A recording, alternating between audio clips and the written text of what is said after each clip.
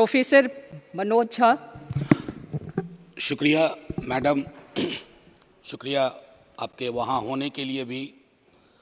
बस मैं आपके माध्यम से ये कहना चाहूँगा कि इतिहास में, संसदीय लोकतंत्र के इतिहास में ऐसे क्षण आते हैं जब ये कहना मुश्किल हो जाता है, जो मीडिया के लोग पूछते हैं बाहर, आइज और नोज। ये मसला यस और नो का नहीं है माननीय उपसभापति जी, ये मसला हमारे देश की तारीख से जुड़ा हुआ है। ये मसला इस बात से जुड़ा हुआ है जो प्रधानमंत्री जी ने अभी बीते दिनों सेंट्रल हॉल में कहा था, कैनवस बड़ा होगा, आकृति बड़ी होगी। बड़ा कैनवस है लेकिन आकृति छोटी गढ़ी जा रही है, और ये इतिहास स्मरण करेगा, ये मैं आपके माध्यम से कहना चाहता हूं। अब नारी शक्ति वंदन अधिनियम, मुझे तो समझ में नहीं आया कि ये लेजिस्लेशन है या किसी तरह का धार्मिक ग्रंथ की एक उसका शीर्षक है, क्योंकि बचपन से पढ़ता आया इस देश में, जब आपकी सरकार बीजेपी की सरकार नहीं थी, जत्र नार्यस्तु पूज्यन्ते रमन्ते तत्र देवता। पता नहीं देवता रम करते हैं कि नहीं, लेकिन हमने इस श्लोक के बावजूद महिलाओं का मोलेस्टेशन देखा, घरेलू हिंसा देखी, सबसे ज्यादा रेप परिवार नाम की संस्था में देखा, जिसका आंकड़ा खुद सरकार देती है। तो मुझको लगता है ये जो विरोधाभासी चरित्र है हमारे देश का, इस विरोधाभासी चरित्र पर भी बात होनी चाहिए। आज काफी सारी महिलाएं हैं, पत्रकार भी इस दर्शक दीर्घा में, इनको भी ये कहना चाहता हूं कि हमारे कुछ सरोकार हैं। इस देश में ऐसा नहीं चल सकता कि एक तरफ ये श्लोक पढ़ा जाए और दूसरी तरफ हम उस जुबान को छोड़ दें जो संविधान से आती है। मैडम, संविधान राइट्स की बात करता है, अधिकार की। हमारी वोकैबुलरी को क्या होता जा रहा है? अधिकार दया की श्रेणी में नहीं आएगा, लेकिन पूरा का पूरा जो टेक्सचर देखता हूं वो दया की श्रेणी में बात होती है। अधिकारों की बात कभी दया से नहीं होगी। माननीय deputy chairman ma'am, chairperson ma'am, sorry, as per the delimitation commission 2008 हमारे पास जो सीट्स हैं 412 जनरल सीट्स, 84 एससीज, 47 एसटीज। अब हम क्या कर रहे हैं इस बिल के माध्यम से, 84 और 47 के अंदर 1/3 कर रहे हैं। क्या यह अन्याय नहीं है? एग्जिस्टिंग सीट्स में नहीं, जो 33% आ रहा है उसके अंदर, जिसका आंकड़ा अभी के हिसाब से 136 सीट बैठता है, उसमें एससी, एसटी और ओबीसी की व्यवस्था हो। क्योंकि देखिए, मैं आपके माध्यम से कहूं, हर महिला को बहुत मुश्किल से आगे बढ़ना पड़ता है, ये आप भी जानती हैं। और खास करके पिछड़े वर्गों की महिलाएं, अनुसूचित जाति जनजाति की महिलाएं, उनका डिप्रिवेशन और वल्नरेबिलिटी बाकियों से ज्यादा होती है। हैंड होल्डिंग करने के लिए कोई नहीं होता है, हैंड होल्डिंग करने के लिए कोई नहीं होता है। अगर आप पहुंची तो बिना हैंड होल्डिंग के, लेकिन उन पिछड़ी जाति की महिलाओं का क्या, जिनके हैंड होल्डिंग के लिए ना हमारे धर्म ग्रंथों में कोई व्यवस्था है और ना आज की समकालीन बातचीत में कोई व्यवस्था है। रेटोरिकली हम कुछ भी कह दें, मेरा सिर्फ आपके माध्यम से कहना होगा कि हमारी पार्टी, आज मैं स्मरण कर रहा हूं, हमारे राष्ट्रीय अध्यक्ष लालू प्रसाद यादव जी, भगवतिया देवी, कई लोग जानते होंगे, पत्थर तोड़ने वाली महिला थी, पत्थर तोड़ने वाली। हम ना सहबो गाली भैया, हम ना सहबो गाली। वहां से, गया से निकल करके वो संसद तक पहुंची। क्या उसके बाद भगवतिया देवी आ पाई, फूलन देवी आ पाई? वो इसलिए नहीं आ पाई कि हम आपको दोष नहीं देते हैं, हमारी व्यवस्थाएं संवेदन शून्य है। मैं तो आग्रह करूंगा तमाम साथियों को, आप किसी भी दल में हो, आज एक बार उससे बाहर निकल करके सोचिए। यह ऐतिहासिक क्षण सचमुच ऐतिहासिक होगा अगर हमने आज इतिहास को व्यापक कैनवस पर देखा, जो प्रधानमंत्री जी कहते हैं। और प्रधानमंत्री जी की कथनी और करनी में फासला नहीं होना चाहिए, और यह फासला इसलिए नहीं होना चाहिए कि बड़े दूर फासले पे लोग खड़े हैं, अत्यंत पिछड़ी जातियों के लोग।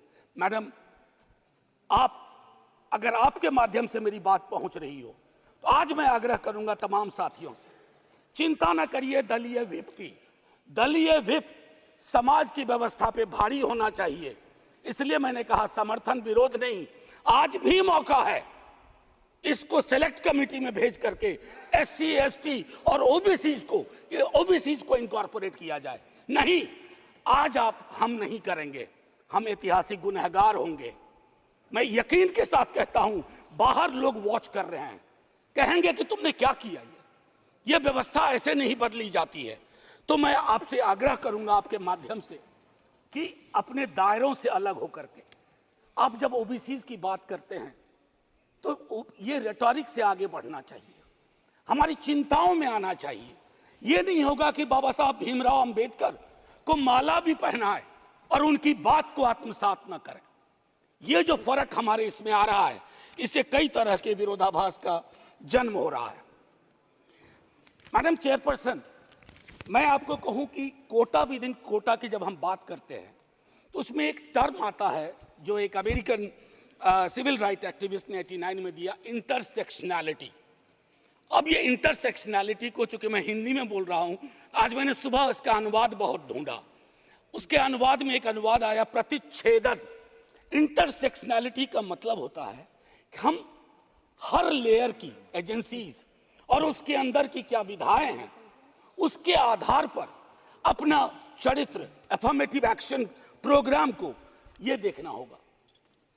जो खास करके वंचित समाज की महिलाएं हैं, मैं उनके बारे में कहूं, आपको एक बार अपना नजरिया साफ करना होगा। अगर चश्मा लगाती है सरकार, धूप का चश्मा नहीं, अगर सचमुच का चश्मा लगाती है तो उसके पावर बदलिए, उसको साफ करिए और ये तय करिए कि आज जब हम यहां से उठें तो एक कमिटमेंट दें ओबीसी वर्ग को। और ये मैं बार बार दोहरा रहा हूं कि 33% के को एग्जिस्टिंग में मत इनकॉर्पोरेट कीजिए, इट शुड बी सेपरेट। नई व्यवस्था में नया 33% विदाउट टचिंग एससीज एंड एसटीज, ये करिएगा तो क्रांतिकारी कदम होगा। अक्सर हम लोग अपने प्रिविलेजेस को नहीं देखते हैं। मेरा सरनेम एक प्रिविलेज है, नीरज भाई का सरनेम एक प्रिविलेज है, हमारे सरनेम ने हमें प्रिविलेज दिए हैं। उन सरनेम्स को देखिए जिनके पास ये प्रिविलेज नहीं है। नहीं, ऐसे ही मैं बहुत अच्छा किया। मैं ये कहना चाह रहा हूं मैम चेयरपर्सन, मैं ये कहना चाह रहा हूं कि प्रिविलेज का जो व्याकरण है वो खत्म ही नहीं हो रहा है। मैंने पहले भी सदन में कहा था कि इस देश में शायद there is nothing in name but everything is there in the surname. उनके संघर्ष, उनका जीवन कठिन लगातार होता जाता है। और एक ऐतिहासिक तथ्य बताऊं, 31 में बेगम शहनवाज और सरोजनी नायडू ने संविधान बनने से बहुत पूर्व इक्वल रिप्रेजेंटेशन की बात की थी। हम काहे को अटके पड़े हैं 33 पर? मेरी तो समझ में नहीं आ रहा कि 33 के साथ क्या रिश्ता है हमारा। ये 50 क्यों नहीं हो सकता, ये 55 क्यों नहीं हो सकता? आपका पूरा का पूरा वर्ग चरित्र बदल जाएगा। आप नहीं चाहते हैं कि भगवतिया देवी यहां आए? हमेशा एक खास सरनेम, मैं तो बार बार कह रहा हूं कि जो अलग अलग दलों में भी हैं, अगर वो पहुंचे हैं यहां तक अपने संघर्ष से, तो उनको आज ये आवश्यकता है, उनको ये भरोसा दिलाया जाए कि ऐसी कोई चीज आगे नहीं होगी, सबके लिए खुलेगा। आपकी ये जो नई पार्लियामेंट है हमारी, ये रंगीन ज्यादा होगी। इंद्रधनुष में कई रंग होते हैं। हम ये कौन सा बिल ला रहे हैं जिसमें ब्लैक एंड व्हाइट के बाद शेड्स ऑफ ग्रे भी नहीं है?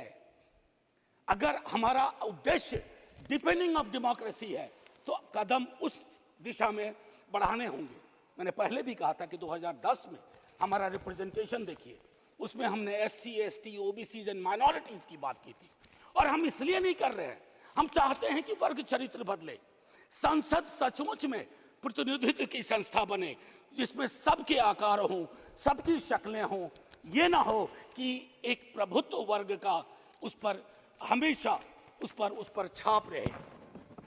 अब मैं कहूं कि अभी जातिगत जनगणना कल शाम के बाद, मैम चेयरपर्सन, अब मैं आपका अटेंशन चाहता हूं। कल शाम के बाद इस देश में लोकसभा में बिल पास हुआ, उससे ज्यादा इस बात की चर्चा हो रही है ओबीसी के साथ नाइंसाफी हुई। इस बात की चर्चा हो रही है कि जातिगत जनगणना पर क्यों ब्लॉक किया जा रहा है।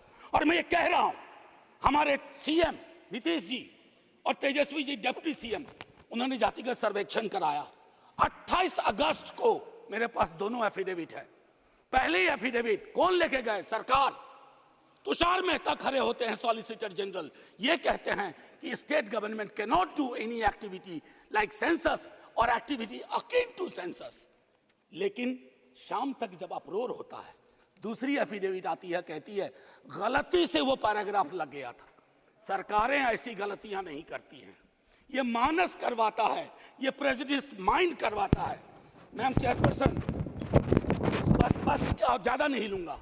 मैंने कई संशोधन दिए हैं मैडम चेयरपर्सन, मैंने कई संशोधन दिए हैं। उन संशोधनों पर भी सरकार विचार करे।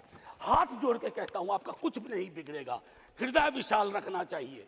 छोटे मन से, आप ही के बड़े नेता कह गए थे, छोटे मन से कोई बड़ा नहीं होता। कैनवास पे बड़ी लकीर खींचिए।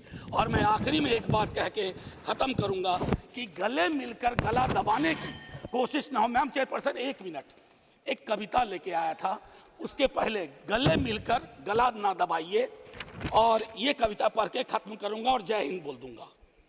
ये ओम प्रकाश वाल्मीकि जी का है। इसमें जो प्रतीक हैं वो किसी जाति विशेष के लिए नहीं है, क्योंकि हम सब के अंदर एक ठाकुर है जो न्यायालयों में बैठा हुआ है, विश्वविद्यालयों में बैठा हुआ है, संसद की दहलीज को वो चेक करता है। तो कविता कुछ यूं है।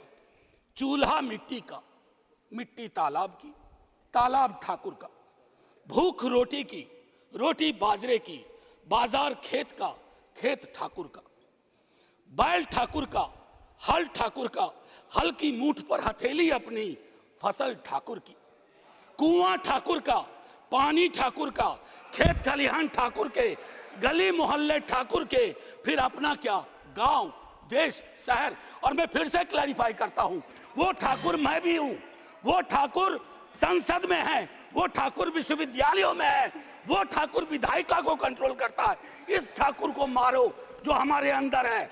जय हिंद मैम, जय हिंद। श्री इलाम